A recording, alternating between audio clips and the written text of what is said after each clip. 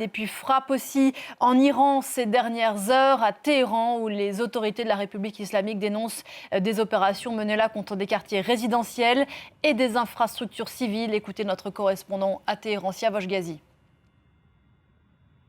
Deux vagues de frappe à 1 heure du matin, puis à 4 heures sur plusieurs quartiers de Téhéran, dans le nord-est, dans le nord-ouest et dans le sud de Téhéran. Dans le nord-est, un quartier, donc une zone industrielle a été touchée. En face, il y a des immeubles résidentiels qui ont été aussi touchés par ces frappes très puissantes. Et puis depuis hier, il y a beaucoup d'immeubles résidentiels qui sont touchés, dont 3 dans l'ouest de la capitale, dans un immeuble où il y a 20 appartements, enfin dans 2 immeubles où il y a à chaque fois 20 appartements, il y a une destruction totale.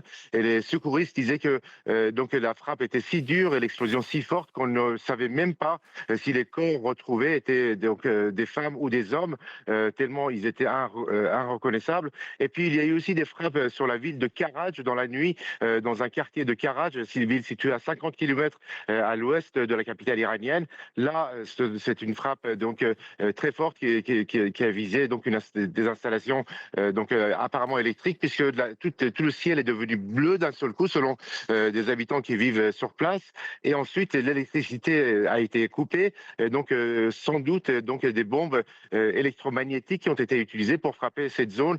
De plus en plus de zones civiles qui sont frappées par l'armée israélienne et américaine, puisque par exemple des usines pharmaceutiques, de fabrication de farine ou encore de batteries de voitures ont été touchées dans la journée d'hier et avant-hier.